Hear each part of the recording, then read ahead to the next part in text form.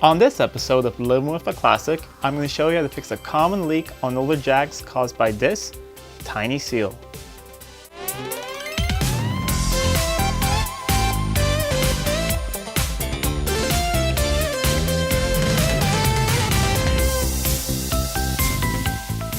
On the previous episode, we took care of the oil leak on the V12. It was coming from the lower sump gasket, so that was replaced, and I cleaned out the sump at the same time. But this time it's time for the last leak on the car, and it's coming from the power steering. It's from the input pinion seal, which is this one right here, and it's leaking pretty badly on this car. The power steering needs to get topped up every now and then, and it leaves little marks on the floor. So we're going to take care of it. But before we get onto the car, I'd like to tell you that in the description below, you'll find a list of the parts I used and direct links to where you can buy them as well if you have the same car and you want to fix these things. So now, let's go under the car and have a look at that leak. Here we are under the car. Here's the power steering rack. And up here is the leak. It's a tiny little O-ring right up under here. And it's really always badly affected by the heat of the exhaust right here. And it starts leaking and it pours down here. It's a tiny little O-ring that is really cheap and pretty easy to replace.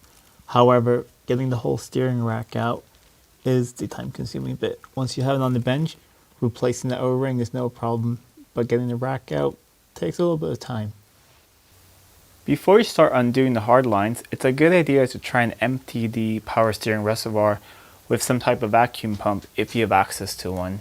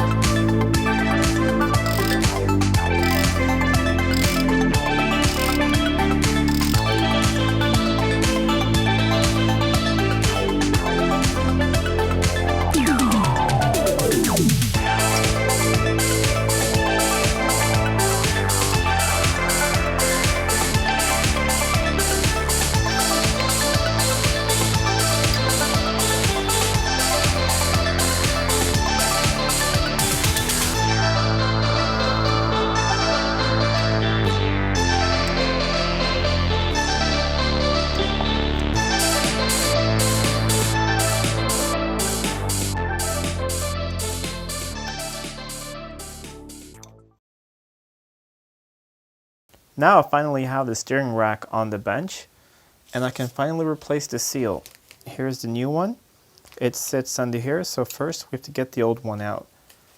This cover simply slides off. It's a heat and dust protective cover with a little, O-ring seal in there. And then I'm going to move the camera and we'll have a look at getting the seal out. Here's a closer look.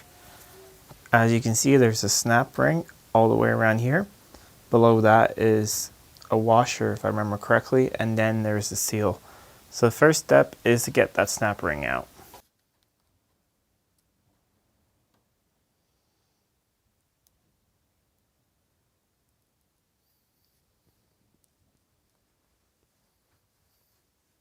Now you can carefully use some thin object. Just get between that washer and gently get it out. In order to get the seal out and this washer without damaging this finely machined surface here, I found that the best way to do this is with compressed air. So grab an air hose, put it in the top hole while you cover the bottom hole with your finger. And there you go.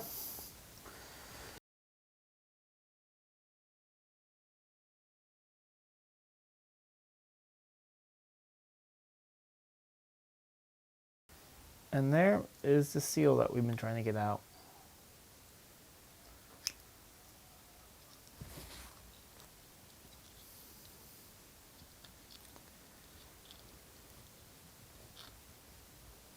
It's a little stuck in there. And here's that old seal that's been leaking.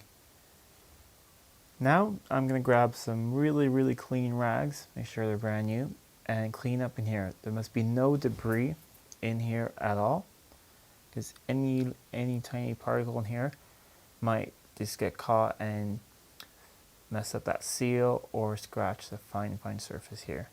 So clean that off, clean off the parts that's been taken off, and I'm going to put in that new seal.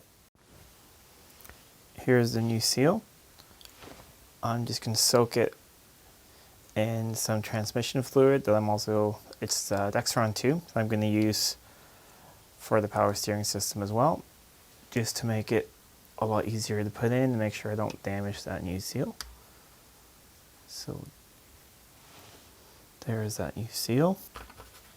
Here's that washer that goes on top of it. I'm going to use this socket to drive it all in.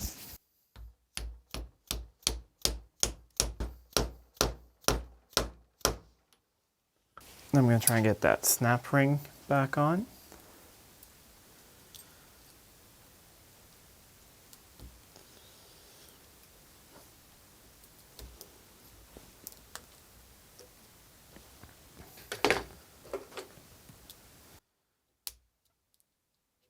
And there we go.